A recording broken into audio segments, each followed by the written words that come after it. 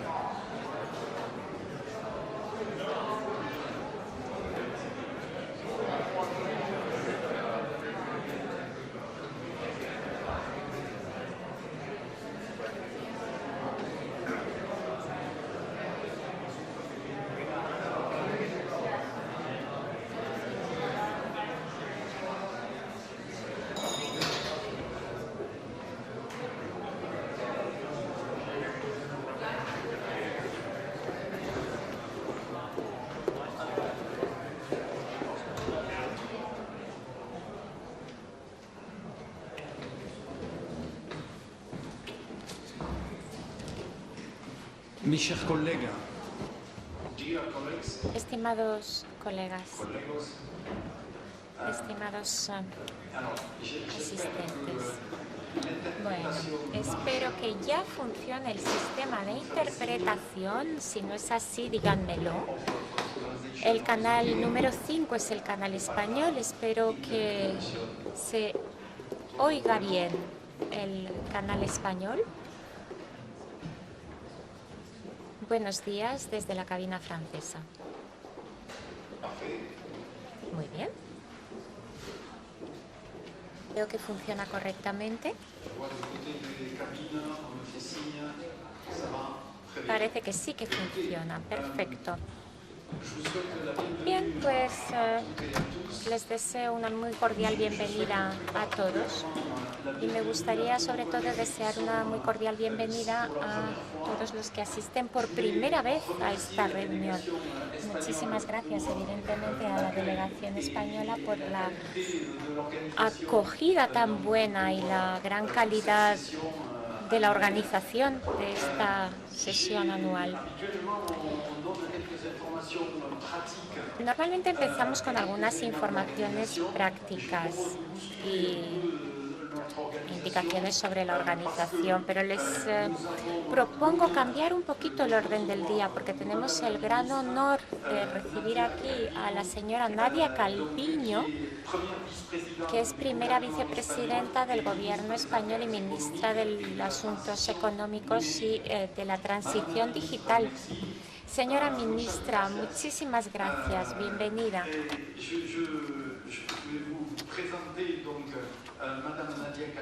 Les presento pues a la señora Nadia Calviño. Como ya lo he dicho, es vicepresidenta primera del Gobierno español y nos va a hablar de la respuesta de España al doble choque del COVID-19 y la guerra en Ucrania. Han recibido ustedes la biografía completa de la señora ministra, con lo cual no voy a repasarlo todo. Tiene una carrera muy rica, bastante excepcional, y por lo tanto es un gran honor recibirla aquí en esta reunión. Ya sé que tiene usted una agenda muy cargada, señora ministra, así es que le agradecemos enormemente el que se haya tomado la molestia de dedicarnos una parte de su tiempo. Directamente le voy a ceder la palabra, dándole las gracias una vez más en nombre de toda la Comisión de la Economía y Seguridad de la Asamblea. Gracias, señor Folio. Muchas gracias, presidente Folio. Querido Philip, muchísimas gracias por esta invitación. Bienvenidos a Madrid. Voy a hablar español y entiendo que funciona ya bien toda la interpretación. Y estaré encantada de responder a sus preguntas después de esta presentación introductoria. Me parece muy oportuno que dentro de esta sesión parlamentaria haya una comisión que se dedique a hablar de la situación económica, porque es evidente que la estabilidad económica y financiera es también un elemento de seguridad y de estabilidad desde el punto de vista de la sociedad, desde el punto de vista de la política, desde el punto de vista militar. Y, por tanto, me parece muy buena idea que tengamos este intercambio y tengo mucho interés en escuchar los comentarios que tengan los representantes, los delegados. Además, en un momento que tiene dos elementos particularmente interesantes. Por una parte, la nueva brújula, la nueva agenda estratégica de la OTAN y, en segundo lugar, una situación económica que se ve muy marcada por el impacto causado por la guerra en Ucrania. Un impacto que va mucho más allá de los países en conflicto, que va mucho más allá de la Unión Europea o de la competencia de la OTAN, una guerra que está teniendo un impacto económico y financiero de alcance global, como vemos en cada una de las reuniones que tenemos de tipo internacional.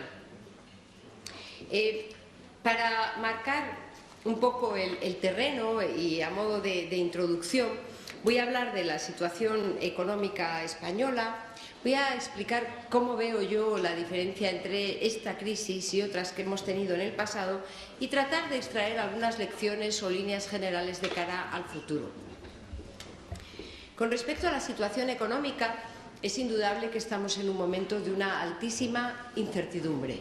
Incertidumbre es la palabra que más se repite en todas las reuniones internacionales, debido precisamente a que después de 2 años marcados por la pandemia, por las interrupciones en las cadenas de suministro globales, el cambio en la política monetaria a ambos lados del Atlántico, tenemos encima el conflicto en Ucrania que está generando mucha mayor volatilidad y un shock de oferta en el ámbito de los mercados energéticos.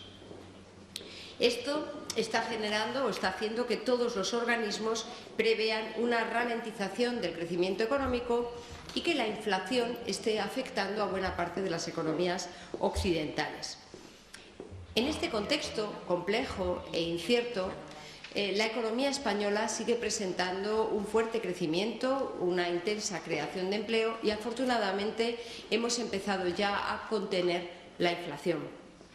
En efecto, la previsión del Gobierno con la que hicimos los presupuestos generales para el año próximo se basaba en un crecimiento este año del 4,4%, después de un fuerte crecimiento, una fuerte recuperación en 2021 con un crecimiento del PIB del 5,5%, y a la luz de los datos que tenemos del tercer trimestre y de la buena marcha de la economía en octubre y noviembre, todo apunta a que nos hemos quedado cortos. Todos los organismos internacionales están revisando al alza las previsiones de crecimiento de la economía española. Y esto se debe a la extraordinaria evolución del mercado de trabajo. En España tenemos un récord en este momento de personas afiliadas a la Seguridad Social, un récord histórico de mínimos de tasa de desempleo juvenil, un máximo histórico de personas activas, es decir, o empleadas o buscando activamente un empleo. Es decir, que el mercado de trabajo se está comportando de una manera muy diferente al pasado. De la misma manera, el sector exterior mantiene una balanza de pagos por cuenta corriente superavitaria. También estamos pudiendo reducir el déficit y la deuda pública sobre el PIB, estamos aprovechando el crecimiento económico y las inversiones están avanzando de una manera muy dinámica. De hecho, en estas últimas semanas se han anunciado importantes inversiones internacionales en España, con compañías de carácter estratégico como Maersk, la gran naviera, anunciando que va a establecer en España 2 nodos de producción de metanol verde, el combustible del futuro. Google anunciando un centro de investigación en ciberseguridad en España. Estoy mencionando aquellas inversiones que pueden ser de interés en el ámbito de la OTAN, ¿no? Cisco, la compañía norteamericana, anunciando inversiones también para desarrollar una capacidad de diseño de chips de última generación, de semiconductores. Es decir, que hay un enorme interés por parte de las grandes multinacionales para invertir en nuestro país. Y esto me lleva al segundo punto, ¿no? ¿Por qué se da esta situación? ¿Qué diferencia tiene la salida de la crisis causada por la pandemia en comparación con otros momentos de nuestra historia? Y la diferencia, sin duda, es la diferente respuesta de política económica que se ha dado al shock generado por la pandemia. En marzo de 2020, afortunadamente, de forma coordinada en el ámbito europeo, empezamos a adoptar medidas para proteger al tejido productivo, para proteger el empleo, para proteger las rentas de las familias. Tuvimos margen fiscal para poder proteger una base sólida para la recuperación. Además, ya en ese primer momento se pusieron en marcha mecanismos para garantizar la estabilidad financiera y en julio de ese año los primeros ministros, los presidentes de los países de la Unión Europea acordaron un plan de inversiones y reformas sin precedente. El programa Next Generation EU es, sin duda, marca un antes y un después en la respuesta a las crisis económicas en Europa y, desde luego, marca un antes y un después en cuanto a la economía española. Gracias al plan de recuperación hemos podido evitar una caída de la inversión como la que se produjo en crisis anteriores y de forma notable en la anterior crisis financiera iniciada en 2008, que llevó a España a una década perdida en términos de inversión productiva y también en términos de inversión pública en el sistema sanitario, en la educación, en las infraestructuras, etc. Todo ello explica que, gracias al impulso del plan de recuperación y los fondos Next Generation EU, estemos impulsando un programa sin precedentes de reformas estructurales y de inversiones en ámbitos estratégicos.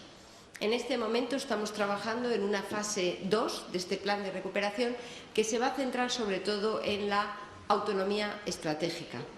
Porque si algo hemos visto como consecuencia de la pandemia y sobre todo ahora como consecuencia de la guerra, es que necesitamos tener una mayor autonomía estratégica, una mayor seguridad en una quíntuple, en 5 dimensiones, desde el punto de vista energético, desde el punto de vista agroalimentario, desde el punto de vista tecnológico, desde el punto de vista industrial y digital. La fase 2 de este plan de recuperación va a centrar las inversiones justamente en reforzar la seguridad y la autonomía estratégica de España y, por tanto, de la Unión Europea en este ámbito en estos 5 ámbitos que he mencionado. Termino con estas reflexiones de cara al futuro, ¿no? Voy a decir algo que es muy evidente y que yo creo que es probablemente la esencia de la OTAN, en realidad, ¿no? Que es, la primera lección es que juntos somos más fuertes. Está claro que cuando nos golpeó la pandemia fue fundamental el que actuásemos de forma coordinada, no solo para poder hacer la investigación y desarrollar esas vacunas que han tenido un efecto tan significativo en nuestras sociedades, es que también coordinamos nuestras políticas económicas en el ámbito de la Unión Europea, el G20, en el Fondo Monetario Internacional, el Banco Mundial, todos remamos en la misma dirección y eso evitó una crisis financiera muy profunda como se hubiera producido en otras circunstancias. Mantuvimos la liquidez de la economía global, mantuvimos el tejido productivo, minimizamos el daño estructural. Esta es una respuesta muy diferente de la que se le dio a la crisis financiera que se inició en 2008. La segunda lección yo creo que tenemos que extraer es la de que ante una crisis, también esto yo creo que es bastante evidente para las personas que trabajan en el ámbito de la defensa y de la OTAN, ¿no? En el caso de una crisis o de un ataque o de un problema, hay que actuar con determinación. No sirve de nada el ir poco a poco o con dudas. Cuando tenemos claro cuál es el camino, hay que actuar con determinación. En este caso, en el caso de España, tuvimos que emitir 150.000 millones de euros de deuda pública para poder mantener las empresas, mantener los empleos, pero es un dinero bien empleado porque nos ha permitido tener una fuerte recuperación. A nivel europeo está ese programa de inversiones de hasta 750.000 millones de euros, un programa que está a la altura del reto que supone la recuperación ante la pandemia del COVID. Y yo creo que esas dos son quizá las lecciones más importantes. Y la última, y esta quizá sí es un poco más novedosa en el ámbito de aquellos órganos que se ocupan de temas económicos y también de temas de seguridad, es que es muy importante tener con nosotros a la población. La gente importa, people matter. Es muy importante comunicar claramente cuáles son los objetivos, cuál es la política que se va a desarrollar. Es muy importante escuchar a los ciudadanos directamente o a través de sus representantes, como son todos ustedes que están aquí reunidos. Es muy importante entender cuáles son las preocupaciones de la sociedad, porque creo que este es el elemento clave que nos puede permitir acertar y mantener no solo la estabilidad económica y financiera, sino también la estabilidad social y política, que es un factor fundamental en este momento tan turbulento como estamos viviendo. Estamos sin duda en un momento de cambio estructural. Yo digo con frecuencia que se están moviendo las placas tectónicas sobre las que hemos basado el orden mundial desde el fin de la Segunda Guerra Mundial. Hay un nuevo equilibrio geopolítico que se está construyendo y de nosotros depende decidir en qué dirección se va a orientar ese nuevo equilibrio internacional. Claramente, la aproximación del Gobierno de España, y estoy segura que la de todos ustedes, es la orientación de la paz, de la concordia, del diálogo, de un comercio internacional basado en reglas, que sea justo y que permita continuar la senda de crecimiento económico y de prosperidad que ha vivido el mundo desde el final de la Segunda Guerra Mundial. En este momento, la paz es el instrumento más importante de política económica, así que les dejo con esta idea, ¿no? El deseo de que muy pronto veamos un cambio de tendencia y la palabra que todos podamos celebrar sea esa, paz. Muchas gracias.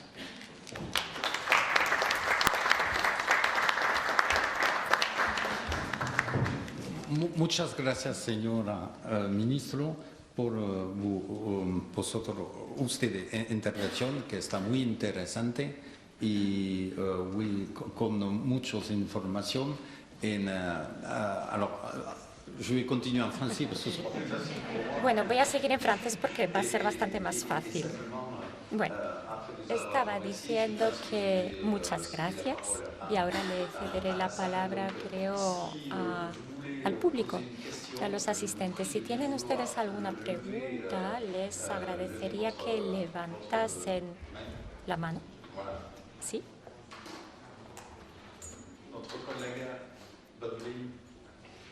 La señora Baldwin.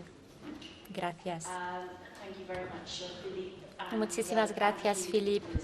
Muchas gracias, ministra, por haber tomado el tiempo de venir aquí esta mañana y ofrecernos un discurso tan interesante. El embajador británico en España ayer nos hablaba justamente de esta colaboración tan estrecha que tenemos con ustedes en España a nivel económico y estratégico. Tengo una pregunta sobre sus responsabilidades en cuanto a la ciberseguridad. ¿Nos podría dar una información de cuál es la posición de España respecto a Huawei y las inversiones chinas en telecomunicaciones? Gracias.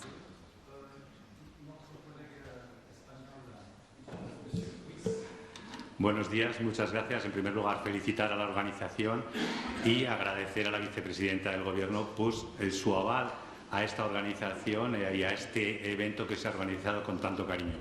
La pregunta que yo le hago es cómo valora el éxito conseguido, y así lo valoramos desde la delegación española, el compromiso de España y de Portugal respecto a afrontar la crisis energética de hace unos meses. ¿Cuál es la valoración que se hace? Muchas gracias.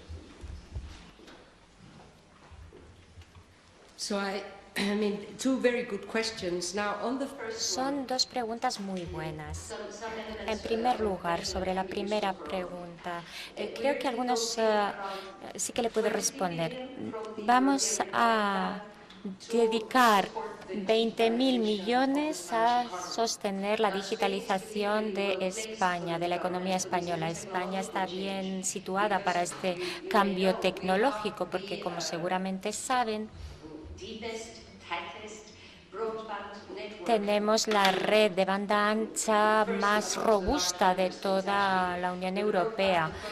El despliegue de la banda ancha en España es igual a la suma de Francia, Alemania, Italia y el Reino Unido. Hemos invertido muchísimo en los últimos años en banda ancha y sobre esa base desplegamos la 5G ahora.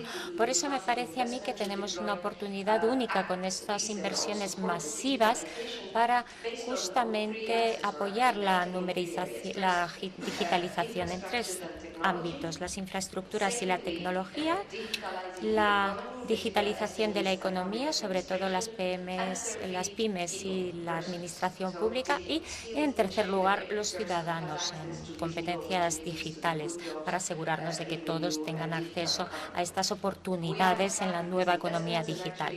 Tenemos esta inversión, pues, y estamos acelerando ahora mismo el despliegue de la 5G. Esta semana mismo el Gobierno ha lanzado un programa para probar la 5G en el ámbito de la respuesta de emergencia y se están desplegando otros programas piloto en nuestro país. En fin, creemos realmente que España es uno de los países líderes en este ámbito. Y justamente tenemos esta prioridad principal, que es la ciberseguridad, y por eso multiplicamos las inversiones en ciberseguridad. Afortunadamente, España es el cuarto país en el mundo en términos de ciberseguridad. Hemos realizado inversiones masivas en este ámbito y estoy segura de que estarán de acuerdo conmigo, ¿verdad? Y toco madera, es un ámbito en el que nunca nos podemos sentir seguros, tenemos que seguir invirtiendo. Y en este contexto estamos poniendo en marcha las herramientas de la Unión Europea para asegurarnos de que todos los nuevos operadores del ámbito de la 5G son seguros. Hemos adoptado una legislación básica este año, justo. Hemos aprobado la ley básica que debe permitir al Gobierno determinar si algunos proveedores no son seguros y entonces deben tener un acceso limitado a las nuevas infraestructuras. Y actualmente estamos llevando a cabo un análisis de cuáles son las infraestructuras clave, cuáles son los criterios que nos permitirán gestionar el despliegue de las nuevas infraestructuras.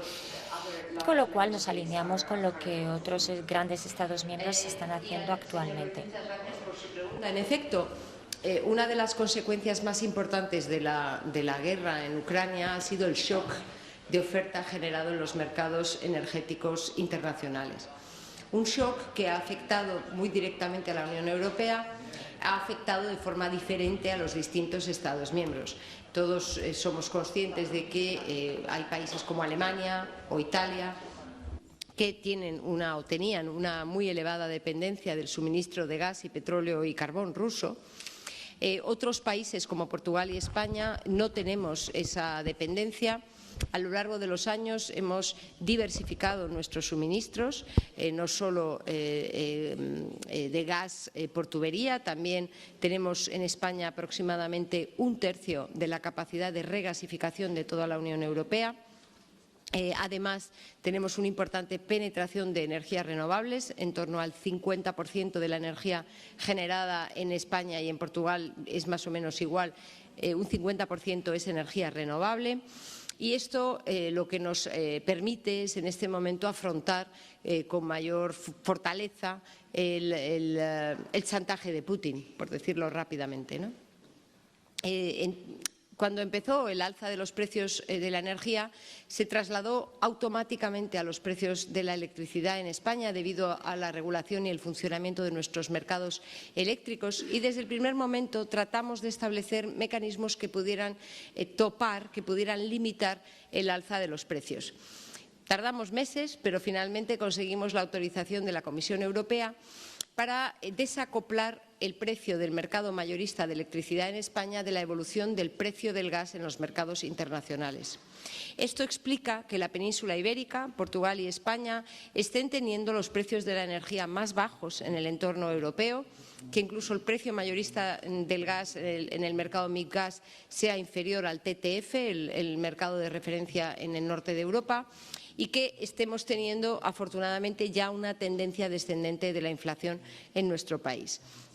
Creo que es muy bueno que la Comisión Europea haya puesto sobre la mesa propuestas y que se estén abordando este tipo de límites a la evolución del precio del gas en el ámbito europeo. Creemos que el modelo ibérico debería extenderse al conjunto de la Unión Europea para que cuanto antes dejemos atrás el problema de la inflación y, sobre todo, que no estemos sujetos al chantaje, en este caso, de Rusia.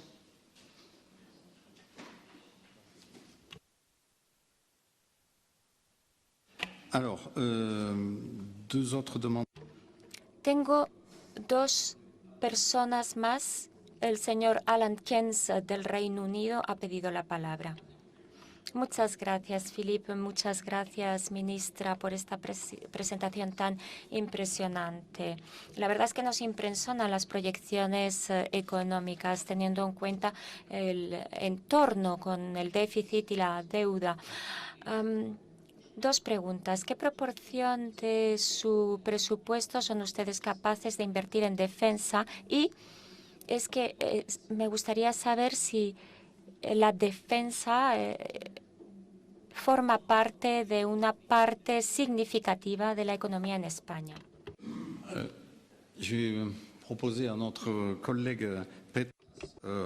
Le voy a proponer a su colega Petras Ostrovich, que es diputado del Parlamento Europeo, europarlamentario, y que viene desde Lituania, que por favor tome la palabra. Petras. Gracias, presidente. Ministra, muchísimas gracias por su presentación. Y mis mejores deseos a la economía española. Espero que se recupere de ambos choques que estamos actualmente sufriendo. Y tengo dos preguntas. Ha hecho una mención muy optimista sobre el proceso de desacoplamiento del gas y el precio de la electricidad. En la Unión Europea, efectivamente, se están discutiendo actualmente la discusión en cómo realizar este desacoplamiento. Y una de las claves son los proveedores. ¿Cuál es su experiencia? ¿Y cómo reaccionaron los proveedores cuando empezaron a establecer estos máximos de los precios del gas? Segunda pregunta. Muchas empresas españolas se encontraban en el mercado ruso y europeas en general. ¿Cómo están las cosas actualmente con estas grandes empresas españolas que estaban presentes en el mercado ruso? ¿Están enfrentándose a grandes dificultades? ¿Quedan muchas todavía en Rusia? ¿Y cuáles son los planes que tienen para el futuro? Gracias. Bueno, en cuanto al presupuesto, hemos aumentado de forma importante el gasto en defensa en los presupuestos para el año próximo y cumpliremos con el compromiso realizado por el presidente Sánchez para alcanzar el 2%. Estábamos claramente por debajo de este nivel y vamos a hacer un esfuerzo, y el año que viene, precisamente 2023, se va a introducir un importante aumento. No tengo la cifra actualmente en la cabeza, pero puedo buscar la cifra y dársela exactamente. Si la defensa tiene un papel importante en la economía española, bueno, en cuanto a industria, es verdad que tenemos una industria de la defensa en España. Creo que España posiblemente sea actualmente el cuarto actor en la industria de la defensa. Pero bueno, esto no se puede comparar, por ejemplo, con la industria de la automoción. España es el segundo productor de coches y exportador de coches y, por lo tanto, esta industria es mucho más importante que la defensa. Ahora, estoy segura que el papel de este sector también va a ir aumentando y va a tener más importancia en el mundo industrial y económico. Y estamos ayudando a desarrollar ciertos proyectos estratégicos europeos como Airbus y otra industria aeronáutica que vamos a intentar cambiar y modernizar. Dos reflexiones en cuanto a su pregunta. A ver, nosotros lo que hemos hecho es descoplar el precio del mercado energético con el precio del gas, porque los mecanismos establecidos por la legislación europea establecen que la última unidad que provee energía al mercado fija el precio del 100% de la energía que se vende. Y esto quiere decir que estamos pagando toda la energía al precio del gas. Y además, a pesar de que, por ejemplo, existen energías renovables mucho más baratas, o la energía nuclear, que también es más barata, etcétera.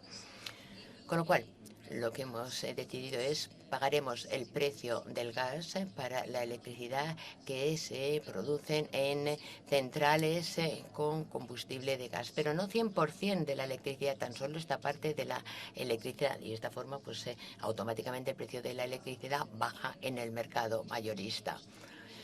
Y nosotros consideramos que hay que cambiar la legislación europea para acabar con este mecanismo, porque existe, sobre todo cuando hay una enorme diferencia entre el precio del gas y el precio de otras fuentes energéticas. Y esto es lo que hemos hecho. Honestamente, creo que España y Portugal actualmente tienen un precio más bajo del gas. Es decir, que no solamente hemos descoplado el precio de la electricidad del precio del gas, pero también el precio del gas mayorista en la península ibérica. Y este precio es claramente está por debajo del TTF, que es el precio establecido para el norte de Europa en Países Bajos. Y esto es algo importante. Ahora, la característica principal y la más interesante es que tenemos varios barcos con gas líquido que están circulando por Europa y no consiguen abastecernos porque las reservas estaban completamente llenas. Y de esta forma no hemos visto necesidad de más gas en la península ibérica. Decirles, además, que el precio TTF y el precio pagado por el resto de Europa está por encima del precio y es excesivo que sufren los ciudadanos europeos, y creo que deberíamos tratar este tema lo antes posible. La mayor parte de las empresas, para responder a su segunda pregunta, de las empresas grandes, empresas españolas, han avanzado. Okay. Michael Cheba from the Polish delegation. Good morning, Philippe. Good morning, Madam Vice President and dear colleagues. My question will refer to the position I have currently as co-chair of Ukraine-NATO Interparliamentary Council. Russia's actions against Ukraine are escalatory. The attacks are aimed at provoking a humanitarian crisis and forcing Kiev to make some connections. And recent incident in Polish territory is also a result of this. And also the upcoming winter seems to be the biggest challenge ahead, with Russia using energy and carbohydrates as a weapon. The risk of social unrest and pressure to normalize relations with Russia might arise. Europe must be ready to pay the price, but still it would be lower than the cost of the further Russian expansionism. My questions: will remain concerned about the growing threat to nuclear security and safety in Ukraine. We appreciate International Atomic Energy Agency ongoing support for Ukraine and its determination to recently visit Zaporozhye nuclear plant. Pressure on Russia must continue. In this context, together with Canada, Poland is preparing a draft resolution on nuclear safety and security in Ukraine for International Atomic Energy Agency Board of Governors starting next week. We count on your support in this regard. Could you comment on this? Thank you. Merci, Michael. Je vois pas d'autres. Thank you, Michael. I can't see other requests for the floor at this stage. If I might, I have a question of my own, Madam Minister. Madam Vice President. And it bears on the challenges and the stakes at play for energy autonomy. We've seen the Ukrainian crisis with Russia is a great problem for Europe. To be dependent on Russia as regards energy supplies, which varies from country to country, of course, the dependency. Could you maybe give us a comment on the strategy of your government in this context as regards developing renewable energies, for example, moving from dependency to autonomy, especially as regards gas? If you were to leave Russian gas and become dependent on gas from Algeria or another source in the Middle East, for example, that might also bring about a certain amount of fragility and insecurity. So what is the strategy of the Spanish government in this topic?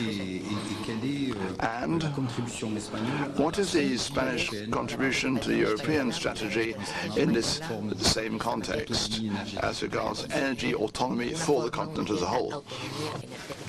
Okay, well, on the first issue, I think that the statement by the G20 of, I think, Wednesday or Thursday is important. I think it is relevant, you know, that there's a statement precisely condemning the possible use or threat of use of nuclear weapons in the world. I think that is a very important statement. I don't know your declaration together with Canada, you know, but I am quite sure that Spain will play its part in trying to contribute to peace. That's for sure. Et puis, la question de l'autonomie énergétique, je trouve... The question of energy autonomy and independence is something of great importance because there we have a great opportunity.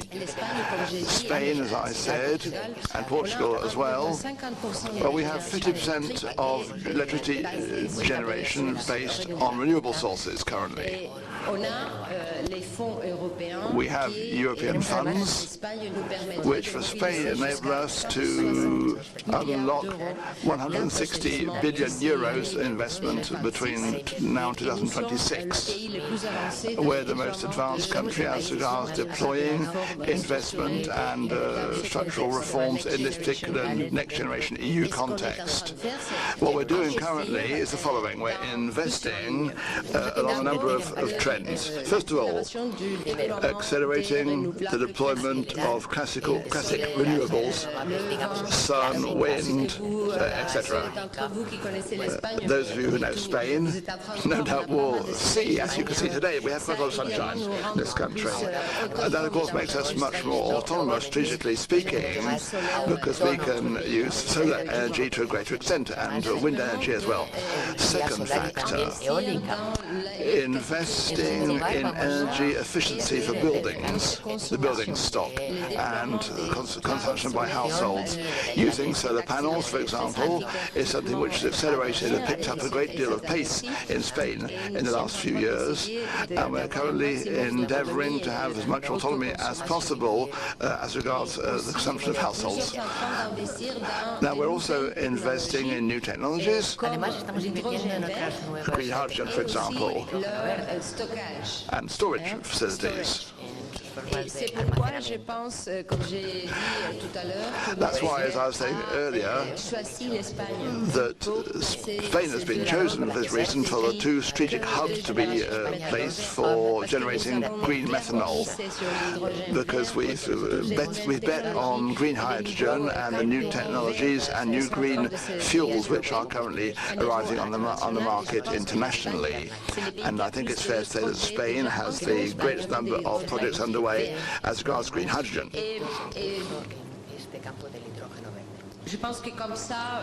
I think that this is an explanation of the situation, but there's another factor which is fairly important where we're investing considerably, that is decarbonising key sectors of our economy. For example, transition as regards the automobile industry for construction of electric cars. As I said, the Spanish automobile sector is very important strategically. We are the second biggest importer and exporter and producer after Germany in Europe, and we want to be in the vanguard of the transformation of the industry to opt for electric vehicles. That's where we're investing. And also in decarbonising our major industries like steel, aluminium, etc. So we're very much focused on the use of European funding to accelerate this green transition and to seize hold of all possible opportunities to intensify our market changes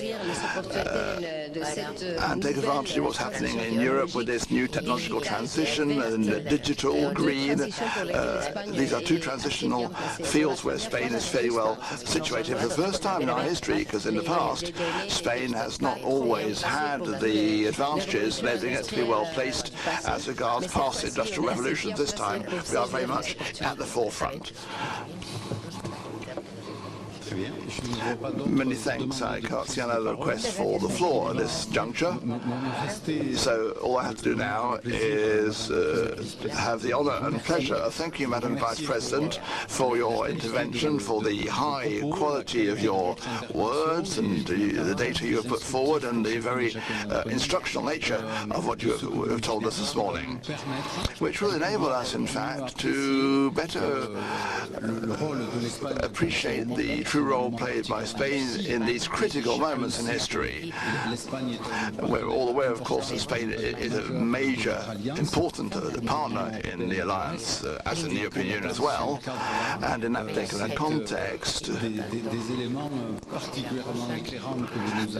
have shed a great deal of light on a number of topics, and this will enable us to better get a handle on the various stakes at play and the challenges facing us. Because after the challenge of conflict, we will have to deal with the challenge of peace and the challenge of rebuilding Ukraine. It's something which will have to be covered by all our countries together, and this is a major part of the challenges of the immediate future.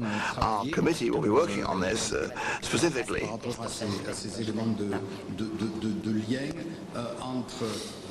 As regards the linkage between the economy and security, for example, as you quite rightly said, everything that follows therefrom as regards energy matters which are fundamental to our continent and its future, and to our alliance, in fact, speaking overall. Perhaps we could have 30 seconds now, if I could walk out with Madam Premier Vice President, and then we'll continue with the agenda which awaits us. I think we can applaud resoundingly Madam Vice President of the Spanish government.